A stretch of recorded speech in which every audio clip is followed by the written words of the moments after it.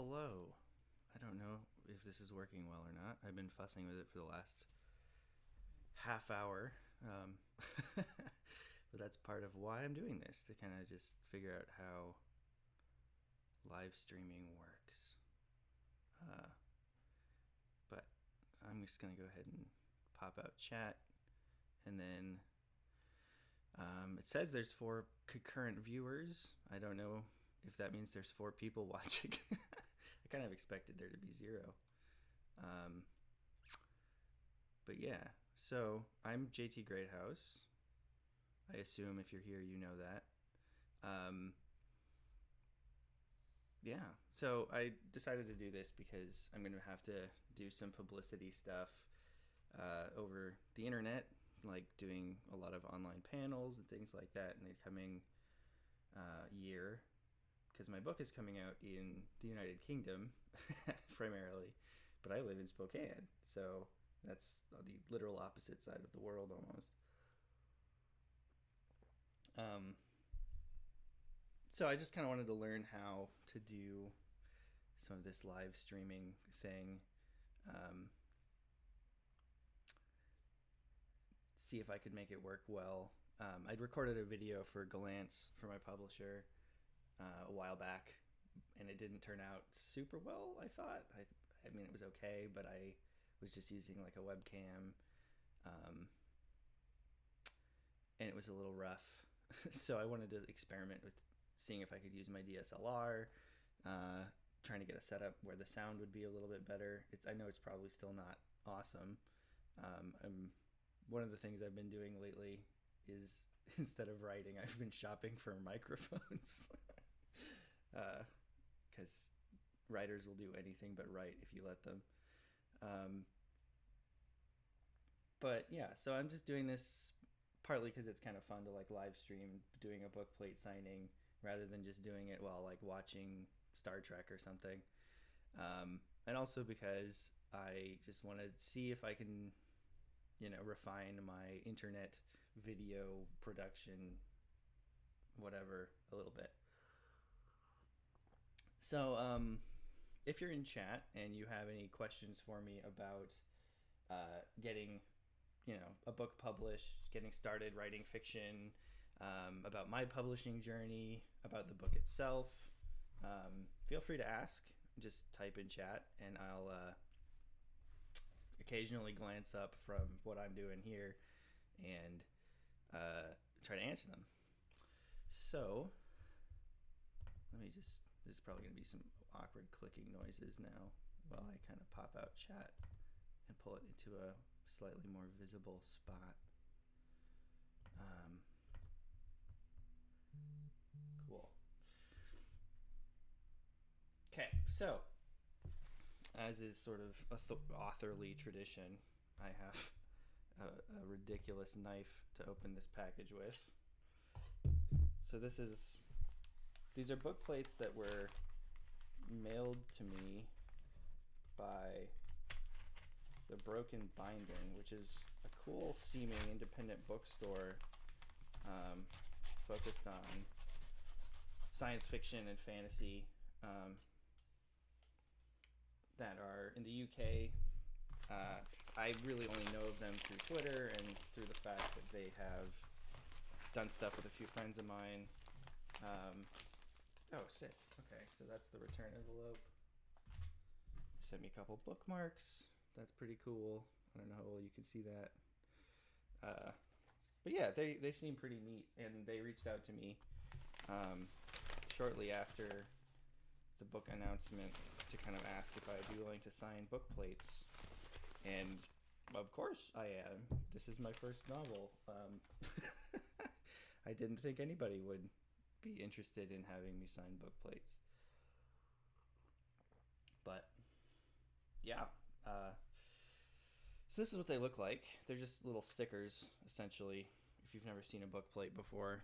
And then I sign that, and then they go ahead and stick it in the front of books to kind of, create a signed copy, even though I'm not really able to like fly over to the United Kingdom to sign a bunch of copies for them. I don't know exactly how many they said there were going to be. Um, but it looks like a lot. On the package, it said like 130, um, which is kind of nuts. Back when I worked at uh, the bookstore, used to work at a local bookstore here in Spokane. We would do book plates and stuff like that occasionally, but it seems like this is kind of an interesting business model that they've got going on, where they have kind of a signed collection of books, um, using book plates or having people come in and sign them, and kind of trying to do sort of almost a boutique science fiction fantasy bookstore like that. It's kind of neat. I mean, they're not the first people to do that, but I think that they've got an interesting marketing strategy, and they seem like nice people. But anyway, so I want to try signing with this fountain pen because that's cool and I like using it, but I have no idea how well that'll work on these book plates. So if I mess up this first one by trying to sign it with a pen, I'm sorry. So here we go.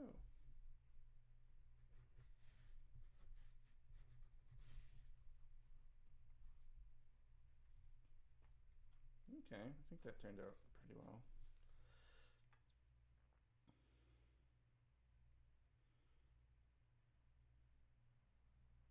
Yeah, so that's my signature. It's not my actual signature like that I sign legal documents with. It's just the author's signature that I came up with. When I was at Writers of the Future, that was one piece of advice we were given. Do not sign books with your actual signature because then you're like putting out something that people could use to, forge contracts or whatever with. So I'm basically just going to be sitting here signing these and looking up at chat every once in a while. If anybody has anything they want me to talk about, any questions about anything, or if you just want to watch me sign stuff, that's cool. Right now it says there are like 2 people here, but I don't know what that means. I've never live streamed before.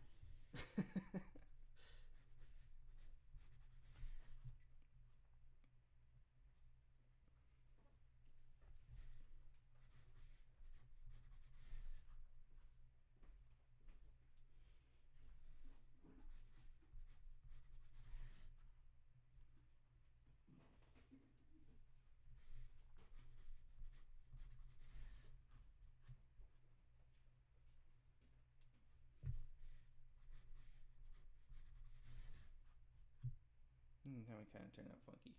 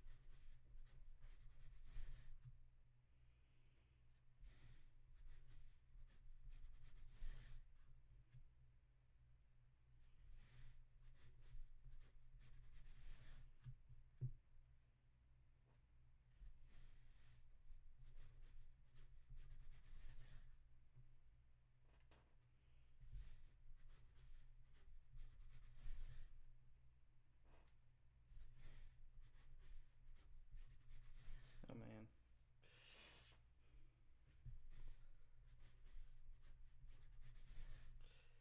Ooh, that one turned out really nice. That's probably my favorite one so far. So if you happen to buy, a copy of my book from the Broken Binding and you get that signature, it's like getting a special edition.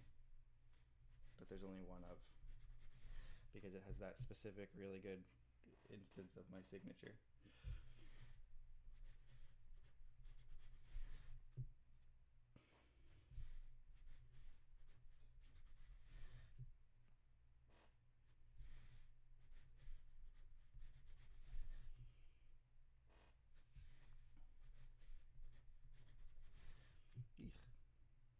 Yeah, that one. I'm sorry.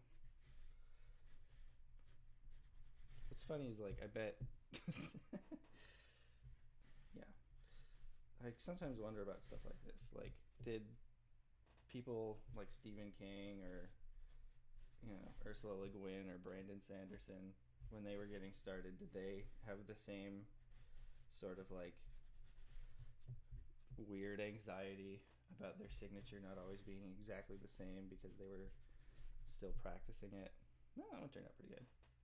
Like I have a firm concept for the signature, but I don't have a firm like muscle memory practiced hand kind of thing going on for it yet. Ugh.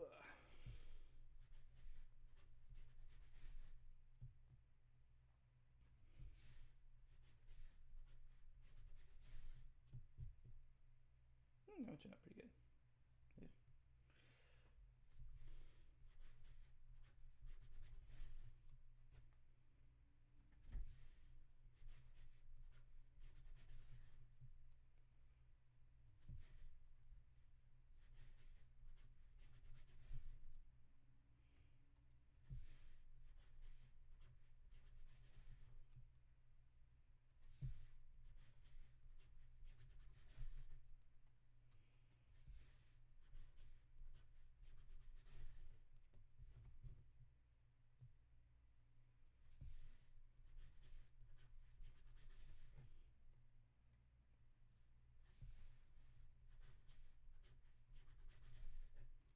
That turned out pretty good too.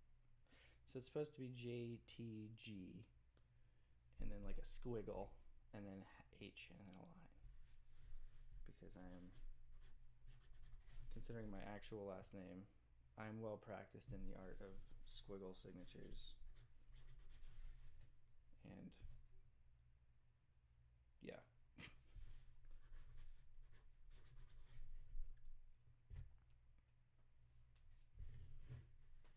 Hey there. I'm not sure who TBB is, but hello, welcome audience member.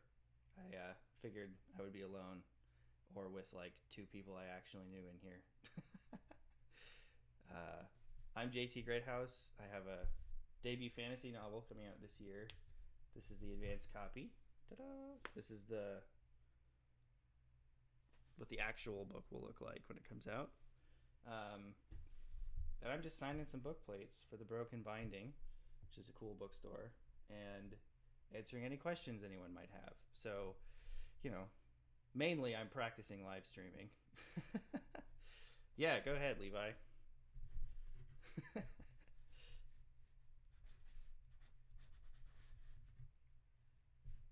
What are book plates? Excellent question. So, this is a book plate. I don't know how well you can see that in the screen. They're basically stickers. But the idea is that it's often difficult to have an author come in and, sign copies of their book for you. So it just says Broken Binding signed, and then it's like a space for me to put my signature. This is what it looks like after I've signed it. And again, I have no idea how well this will show up. Because I just don't. But that's what it looks like after I've signed it. And the idea behind book plates is that you want to get signed copies of a book in your store so you can sell them to your customers, but the author either lives far away or isn't touring, or it would be prohibitive to like mail a bunch of books to them to have them sign them. And so you send them stickers, and then they sign the stickers, and then you put the stickers in the books. And that way it's kind of like a signed edition, although it's not quite the same. Like so when I was working at Auntie's Books, we would do book plates occasionally, but we usually wanted people to actually sign physical books. And on collectors markets, books that are signed directly are significantly more valuable than book plate books, unless it's like a special edition book plate or something. But since I live in Spokane And the Broken Binding, this bookstore that asked me to do this, is in the UK. It wouldn't make a lot of sense for me to travel over there and sign stuff. So I am doing it through bookplates, which is kind of nice of them to ask. Even like, I didn't expect anybody to want signed copies of this, and they reached out pretty shortly after the announcement that the book was coming out was made and asked me to do it, which was pretty exciting for me.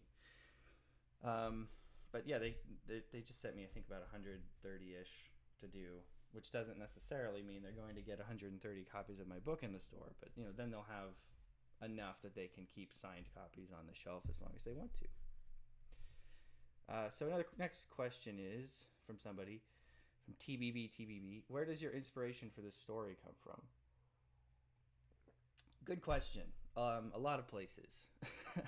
The most obvious one would be The Wizard of Earthsea, which I have a copy of. I have like 3 copies of right here. But Le Guin's The Wizard of Earthsea has been one of my favorite novels since I was like 10. It was the book that kind of first made me want to write. And a lot of the initial thematic ideas behind Hand of the Sun King came from thinking about Earthsea and thinking about the character arc in that book, and trying to come up with so one of the things that is interesting to me about A Wizard of Earthsea is that Ged, the main character, kind of undergoes this major spiritual journey in the first book, but then has to kind of go back into the world and continue solving problems and doing things. But I thought it would be interesting to kind of push that even further and have a character who goes through a major spiritual journey and then afterward has to deal with politics and war and like darker things that aren't so much in the Earthsea books. So The Hand of the Sun King is the first book in a trilogy that is exploring that kind of character idea of like, let's take somebody, let's do a coming of age story about maturity and finding your identity and finding your place in the world. But then the problem is, after you've done that, you then have to continue living in the world. It's not enough to come of age. You have to actually go out and impact the world that you live in. And sometimes that can cause backsliding, or it can make things messy and confusing in a way that they weren't when you had that sort of coming of age moment of clarity. Other inspirations. One of the major inspirations is actually this book called The Story of the Stone, or Dream of the Red Chamber by Cao Shui-chen, which is a Ming or Qing Dynasty. I don't know how to describe it. Romantic fantasy fairy tale, almost postmodern feeling like novel. It's like in 5 parts and it's very long, and the last part's not even really finished. But it's a Chinese piece of Chinese literature, and a lot of the like setting is inspired by that novel. There's a lot of stuff in like a lot of scenes in this book that take place in gardens, and that's inspired by both the time I spent living in China and Taiwan and visiting gardens and having a lot of spending a lot of pleasant afternoons just sort of wandering around in these old gardens in Beijing, as well as how Cao Shui-chen uses the garden as a setting in Dream of the Red Chamber / Story of the Stone. It's Honglemeng is the Chinese name, but when things get translated, names change, which is another theme in the book. But the way that he uses gardens symbolically, I think, is really interesting, and I tried to do something similar. Other inspirations, like a lot of philosophical ideas from Taoism and existentialism. I joke sometimes that it's like I took my entire undergraduate education and like tried to cram it into a novel. Anyway, Levi asked, which is my favorite part of my aspect of fantasy story writing, my favorite aspect of fantasy story writing. I really like coming up with new worlds and settings. I often have a cool idea for where I want to tell a story before I know what the story is, even, or who the characters are. And like one way that that's played out is a lot of the time, like I've wrote, had some short fiction published, and a lot of the time, what those short stories are is me coming up with a cool idea for a setting, but then not necessarily having enough to write a novel in that setting. And so instead of starting to work on a novel, I will write a short story to kind of get some of those ideas out.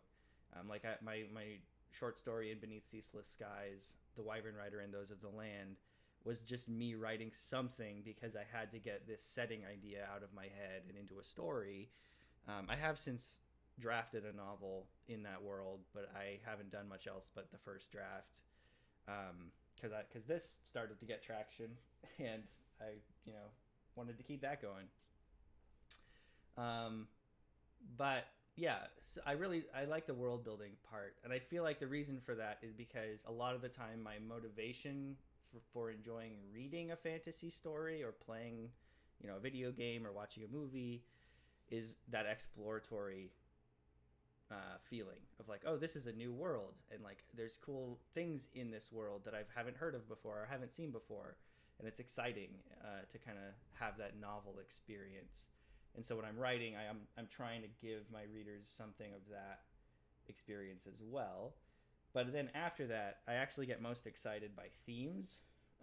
A lot of authors I know get very excited by their characters, and I like my characters and I think that they're cool, but mostly I like them because they are interacting with a theme that I think is interesting. So again, like the original idea for this book was, what if the Wizard of Earthsea, but then like there was a sort of thematic idea of trying to integrate your sort of coming of age epiphany into a more complicated world than it might be suited for. And there's also a lot of thematic concepts about how societies are organized and how power is organized in society and things like that. And that's kind of what got me most invested in writing the book. And then the characters I find interesting because they're people who are interacting with those ideas in some way, if that makes sense. And one of the reasons I think fantasy lends itself well to the kind of thematic writing I like to do is because you get to make up a magic system that can serve as a compelling metaphor for some weird philosophical idea. You're not confined to trying to use just the tool, like the narrative tools you could find in reality to get your ideas across. You can invent your own sort of things to write about that then can, as long as you do it well, can feel real enough to create that thematic resonance with the real world.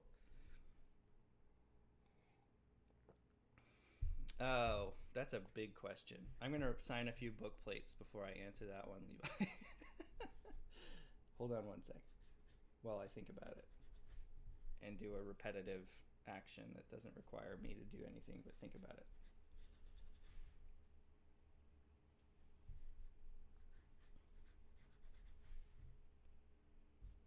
Is that the last one? Okay. Yeah, okay. So this is a tricky thing. I think I find world building easier than character building because worlds are less, you have to know less about them before they start to become interesting, to me anyway. So I can just have, like, so for example, in the Wyvern Rider story, that world, the basic idea was like, what if people lived in flying cities and like on airships above a storm, and they had to, the only way for them to like get resources really was to either harvest things that lived in the sky with them or go under the storm to salvage them from the world that existed before whatever caused this storm to start. And like that's literally enough for me to start thinking about like, okay, now how would the politics work, how would the economy work, blah blah blah, and start fleshing it out with a character. sometimes I'll start writing a character before I really understand them, um, because I know enough to get them in the story and have them doing things and uh, for the narrative to be happening. But there will usually be a lot of fuzzy gray areas that I haven't fleshed out until I get to a point in the story where I need to know those things.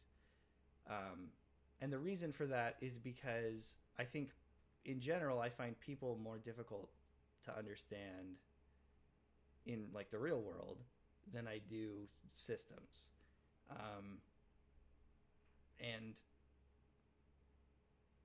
so it's easy for me to like think about how would a social system or a political system or an economic system work given this weird fantasy world building concept. It's a lot harder for me to create a believable and compelling person to inhabit that system. But you have to do that to tell a good story, because nobody wants to read. Well, the Silmarillion exists, so never mind. I was going to say nobody wants to just read like a history book about your world, but Tolkien and George Martin have both written those things. So people do want to read that, but not until you've told them a good story that gets them invested in the world first. Nobody wants to read the Silmarillion before they've read The Lord of the Rings, and nobody wants to read Fire and Blood before they've watched or seen or read Game of Thrones. So yeah, and then as far as how do you create a large and believable world without bogging it down, I think the key is to remember that you're telling the story from the perspective of a person who lives in that world. So one thing I used to do all the time when I was still kind of figuring out how to write in a way that wasn't profoundly boring to everybody except for me, I would just like dump information about my cool setting, right? I would just write like these long expository paragraphs explaining the financial system of my made up world, or like, the political system or the history of the world or whatever. And the thing is, in real life, like, we don't usually go around thinking at length about our political system, unless you're a political philosopher or there's like an election happening and it's kind of on your mind. Most of the time, that's background noise to life. You might interact with it a little bit, but you're not going to like spend a lot of time as a person just sort of not even thinking about like problems with the system, but just like thinking to yourself about how the electoral college works, right? So if you were writing a fantasy story about the United States of America and you included a big block paragraph explaining the electoral college system, because later in the book it's going to become relevant to the plot, what you've done is you've taken us out of the character's head and you've put us in this sort of bizarre outside location where you can just give us a bunch of information about the setting before you put us back in the character's head. Because as soon as you start doing that, I stop believing that I'm reading a person's thoughts or a person's experiences. Now, it's possible to write from a sort of third-person omniscient point of view where your narrator is telling a story about the characters and can do those sort of info dump things. Like if you think about the way Charles Dickens writes or Herman Melville writes, like these authors wrote from third-person omniscient, and they did that all the time, where they would just give you information that's relevant to the story. But they've created a narrator and a narrative voice that works without being firmly locked into like what's happening on the page. So what you have to do is think about, how am I telling this story? Am I telling this in like a third person limited way where I'm very much inside the character's thoughts and experiences, and I don't want to write about anything that's not directly happening to them or that they're thinking about? In which case, you really only need to, you give world building as it becomes relevant to what's happening to the character or to what they're experiencing and thinking about. Or are you telling, and that applies to first person as well. If you're telling a first person story, your main character might pause to kind of give a little background detail about something about their world, but really it's more effective if you just keep the story moving and interweave those world building elements as they become relevant to the story. Or are you telling a story like Jonathan Strange and Mr. Norrell, where the story is being told from a pulled back perspective by a narrator who is not one of the main characters, and that narrator can, like, you know, go over here and tell us a little bit about the political system, sort of tell an interesting side story about the politics before going back into the main story. But that's a lot trickier to do. My general suggestion is just write in third person limited for the most part, especially as you're getting your feet under you. It helps to be thinking about, like, what do my characters know? What are my characters thinking about? What are my characters experiencing? And use that to kind of filter out the way that you present information. And that way your world building won't overwhelm your characters, because all of your world building will be filtered through your characters. Does that make sense?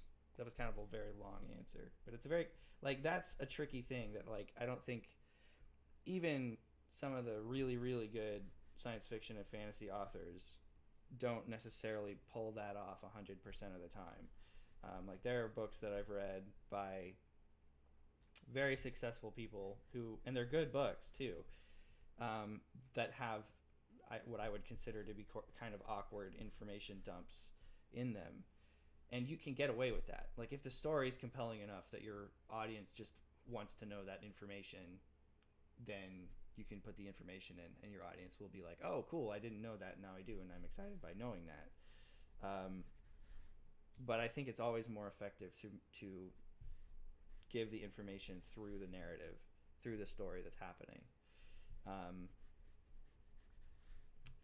But yeah, and the other thing is, I would always start with character. You know, if you start your book with 3 or 4 pages of history about your world, regardless of how relevant it's going to be to the plot, it's not relevant to your reader yet, and it will only become relevant to your reader by way of characters in the story. So, Dan, hey Dan, I haven't seen you in a while. Daniel Kerr, who I went to grad school with, asks, have you read Pierce Brown's Red Rising series? I have. Well, I have read the first book. I haven't read the rest of it. And the reason for that is because I went through this phase a few years ago where I was working at the bookstore, and I wanted to be able to recommend first books in series to people. Because a thing that would happen all the time is people would come in and ask, like, okay, I just finished this series, I'm looking for a new series to read, what do you suggest? And it's pretty difficult to read through a bunch of different entire series to make recommendations like that, but it's a lot easier to have read, like, the first book in 6 or 7 different things and kind of get a sense for what they like, and then say, well, I've heard this series is very good. I haven't read the whole thing, but I read the first book and I liked it a lot. So Red Rising was one of those that I read for that purpose, and I did enjoy it. Like, I will eventually go back and read the whole thing. But it was something I was kind of doing for work almost, and so I read it, and then I knew, like, oh, people who, you know, like very action heavy kind of dystopian space opera science fiction stuff, this would be a good series to recommend to them when they're looking for something. So, yeah, but I liked that book. I think it my only issue with it when I was reading it was that it felt a lot like The Hunger Games to me in the second half. Not necessarily in a bad way, but at the time, again, working in a bookstore, I was reading a lot of the new stuff coming out, and at that particular point in time, a lot of people were trying to mimic The Hunger Games. For obvious reasons. I mean, it was still selling like gangbusters, you know, like half a decade after it came out. But yeah, so I had read it, and I remember thinking, this is very good, but this is also very similar to The Hunger Games. And so that was kind of how I, like, categorized it in my brain was probably the best example of somebody chasing the Hunger Games trend. Although, as is always the case, I doubt that Pierce Brown was intentionally chasing the Hunger Games trend. It's much more likely that he wrote the book he wanted to write, and it happened to align with, market forces, such as they were at the time. I don't know if anybody remembers the sort of vampire YA post Twilight craze, but that was largely an effect of what I'm describing. People who were already writing vampire books, suddenly there was a lot more interest from publishers in their vampire books because that was what was selling. Because everybody wanted to have the next Twilight, and the readers of Twilight wanted to read things that were like Twilight. So I'm very nervous about accusing people of like writing to the market in those situations, because I feel like as soon as the market's shifted, like if the market's suddenly super hot for vampire books and you start writing a vampire book, it's probably too late for your vampire book to capitalize on that market interest, because it takes a long time to write a book and get it published and blah blah blah. So anyway, that was kind of a weird diatribe. Hi, bubbly book reviewer. How's it going? So I'm about 2/3 of the way through the book plates. I've just been sort of answering questions while I sign them. I'm glad people are showing up. I was fully anticipating just sitting here by myself, testing my sort of live stream setup and signing these book plates. But yeah, so if anybody has questions, thanks to TBB, Levi and Dan for asking some stuff, giving me something to think about and talk about while I'm moving this pen around. Feel free to just drop them in chat, and I will look up, see them, answer them. We're about 2/3 of the way done. Some of these are turning out really cool. So just brief aside, I developed this signature, a couple of years ago. I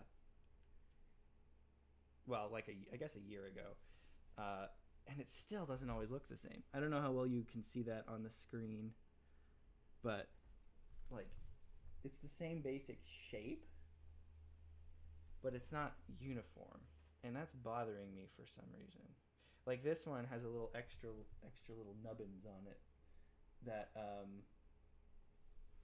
my camera's, I can see now my camera's not autofocusing, so I'm gonna stop doing that. But I was earlier joking about how I sometimes wonder if like Brandon Sanderson still gets nervous ever about his signature not being uniform. Although it probably is. It probably is. I'm sure that that's something that like over time it just gets more and more uniform as you get used to doing it.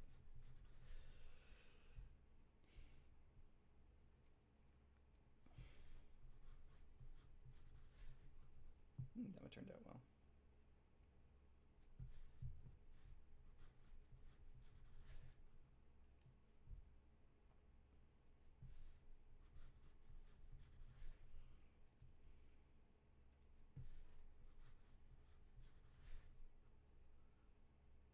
You know what? I'm going to pause for a second. Just make sure I haven't because these earlier were kind of sticking together. I just want to make sure that I didn't do that on accident and miss any.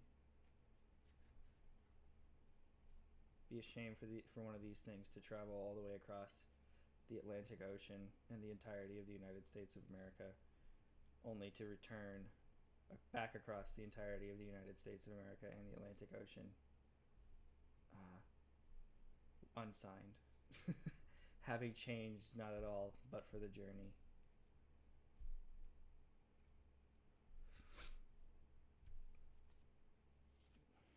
I was kind of nervous that my fountain pen wasn't going to work too well on the stickers, but it actually does, which is making me happy. It's by far my favorite thing to make marks on paper with. Ah! Cool. All right.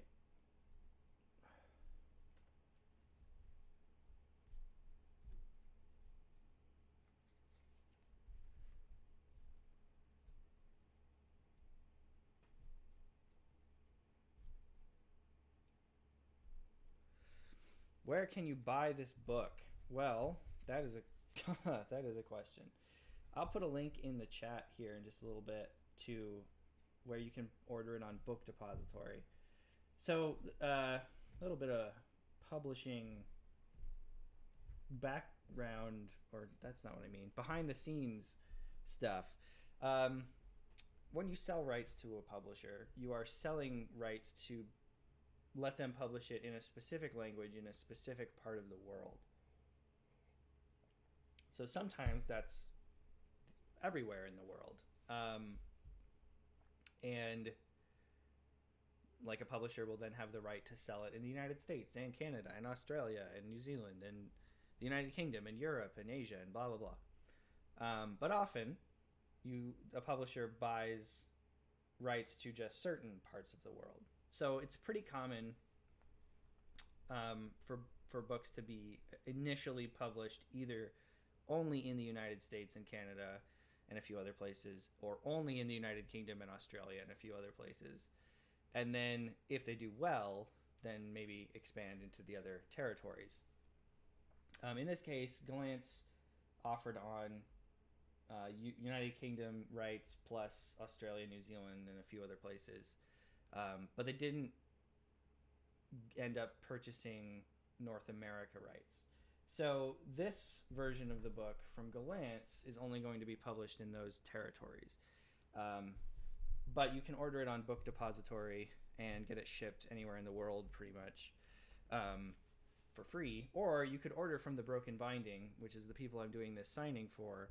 And I believe that they ship internationally.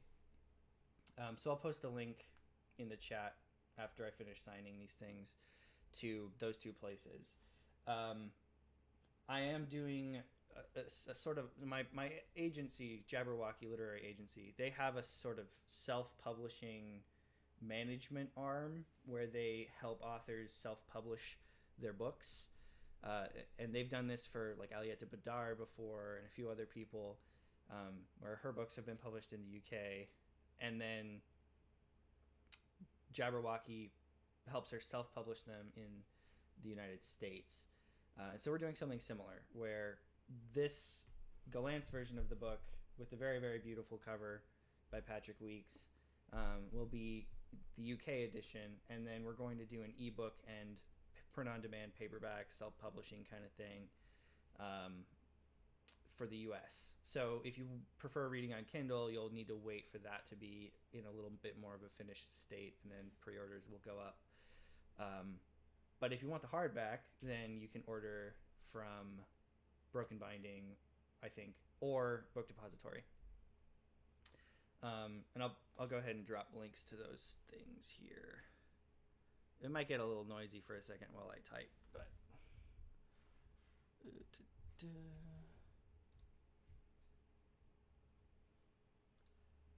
so there's Book Depository.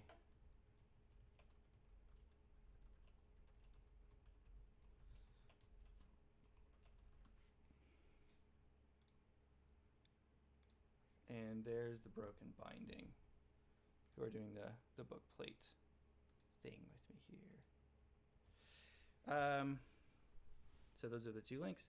Levi's asked a couple of questions. So fountain pen and ink, that's easy. This is a Pilot Metropolitan, which is like a $15 fountain pen that was recommended to me when I started getting interested in fountain pens as just like a really good everyday kind of workhorse pen, and it's really nice. For being, you know, like 15-20 bucks, it writes really well, feels good in your hand. The only frustration I have with it is it doesn't have like a plunger. It takes cartridges, and I'd rather have a pen that takes the plunger, but you can buy an adapter for it that lets it do that. And then I'm using just the Pilot's their in-house blue-black ink cartridges, which look like this. I have a bunch of cartridges. Well, this is the box of cartridges. This is what the cartridge looks like, if you're curious. Oh, this isn't open yet. But I just had this here in case I ran out of ink, made the signing, and needed to refill. But yeah, these are just little plastic cartridges you can stick in the pen. Yeah. I like the blue-black. I just think it looks nice. Yeah. Do you also have a Metro? They're just great. They're, I mean, for how cheap they are, they're a really solid pen. Yeah. And then other question.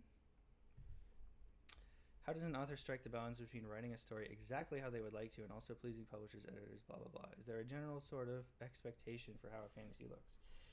Oh, man. I mean, I could talk about genre expectations and why they exist, or why I think they exist anyway, for a long time. So there's a couple bits to the question. One is, how do you balance that, like, you know, your own writing desires versus audience and editors and publishers' expectations versus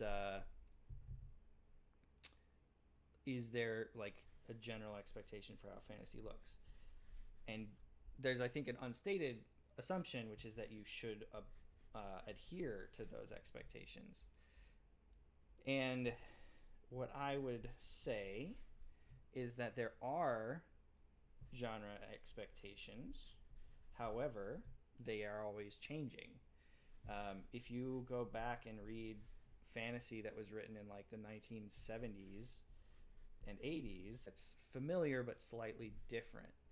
So if you can manage to do that, to write something that's, you know, feels like fantasy but is, you know, presenting a unique sort of take on it, or maybe playing with the genre a little bit in a way that's interesting to your readers, I think that's a recipe for success. And I think that people like Brandon Sanderson, not to keep going back to him, but even other authors who have been very successful in recent years, like N.K. Jemisin, R.F. Kuang, a lot of these authors who are having a lot of success are doing that. They are taking the genre expectations of, like, there's magic and it's a secondary world, and, you know, the characters are going on some kind of adventure or fighting in a war or something like that, which are all, I think, genre expectations, more or less. And then they're kind of playing with those tropes. They're playing with the genre expectations in a way that's compelling, and in different ways. Like, all three of those authors are doing very different things and finding a lot of success doing those very different things. And then, like, there are other people like China Miéville who are writing fantasy. Like, I don't think it's debatable that the Boss Log novels like Perdido Street Station and stuff like that he's writing are not fantasy. They tick all the boxes, but they certainly don't read like any other fantasy novel that you might pick up. They're very unique in their tone, in their, like, sort of political feel, in the sort of texture of the world he's created, which is very weird. So, like, how do you balance genre or first, okay, so, like, to answer the question, step one, figure out what the genre expectations are. And the only way you're going to do that is by reading a lot in the genre. So if you want to write fantasy, go out, buy a bunch of fantasy novels that have been published in the last few years that have been, you know, pretty successful, and figure out, what do most people reading fantasy right now think fantasy looks like?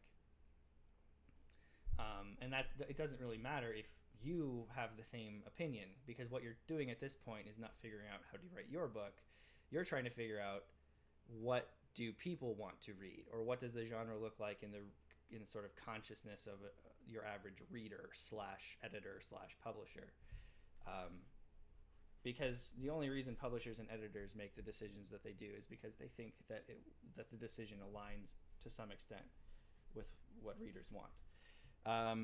So once you've done that and kind of gotten a sense for like what the genre looks like, then you start thinking about the story you want to tell and how it might fit into that sort of discursive space, right? So I think of genres as conversations, using shared like thematic and tropic vocabulary. So we're talking to everybody who's writing fantasy is essentially having a conversation, and insofar as what they're writing is in the genre, they are playing with or using or positioning themselves within that conversation using the same set of tools, like magic, like an imagined secondary world, like imagined secondary world politics and economics and philosophy and things like that. And what you need to figure out is, where does what I want to write fit in that conversation, or how can I fit what I want to write into that conversation? So like, and actually I think one of the reasons that Brandon Sanderson's really successful is he found the perfect position in that conversation, which was slightly more postmodern and almost like meta than Robert Jordan. So his stuff and Robert Jordan's stuff I would place in kind of the same quadrant of the sort of fantasy genre conversation, where they're very secondary world heavy, they're very magic heavy, they're plot heavy. They still use things that like dark lords or like big obvious evil bad guys a lot of the time, though not always. I think that there's some really interesting stuff going on in the Stormlight Archive that's sort of almost challenging that idea of a big evil bad guy, or if not challenging it, then at least sort of playing with reader expectations about it. But what Brandon has done is take that sort of Robert Jordan-esque style of fantasy and then made it his own by twisting and playing with some of those tropes and reader expectations in some interesting ways. So ideally, what you want to do is figure out, what are the other people who are writing fantasy that's similar to my idea for a fantasy novel or fantasy story or whatever. What are they doing? How can I make what I'm doing similar but slightly different from what they're doing, if that makes sense.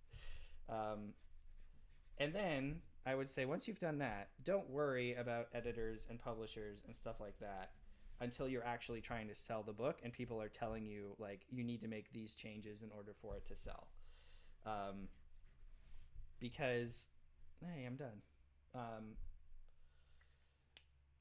I think it's more worthwhile to just write the book you want to write. Like with this, I just absolutely didn't think about how am I ever going to sell this novel until it was done, and my agent started telling me to change things. And he didn't phrase it in terms of like, you have to make these changes to sell. It was more like, my agent knows the market better than me. He knows what publishers are buying better than I do. So if he's telling me to do something, it means that I should probably do it, or at least try to incorporate his feedback in a way that makes sense to me. So yeah, I wouldn't, in the drafting phase or in the like writing the book phase, when you're just getting it written, I would say just write the book you want to write. It might help to be well read in the genre, especially the stuff that's been very successful in the last 5 years or so, so that you know what readers are into, and that can help you figure out what you want to write and how you want to write it. But once you're writing the book, try not to think too much about who's buying it or why they're going to buy it or whatever. And then once the book is done and you start trying to sell it, you can start thinking about, how can I fit this better to the market? And the reason I say that is because I've heard so many horror stories about people trying to write to the market and it not working out. It being like not, they're trying to write something that they think is highly marketable and highly commercial and will sell well, but it's not really their idea. It's not something that they want to write. It's something that they think they should write because it can make them money. And then when your heart's not in it, it's really hard to like have this sustained uh, interest in a novel to keep writing it until it's done and revised and polished and good. So I would just say write what you want to write, figure out where it fits in the general conversation of fantasy literature, and then find an agent who understands what you're doing to some extent. And if you can't find an agent who understands what you're doing, that doesn't mean that there's no market for what you're doing. Like, something to consider is that the reason you're writing the story is because you think the story is interesting. And if you think the story is interesting, like, you're a part of the world, you're a reader. There are probably other readers out there who would think the story is interesting.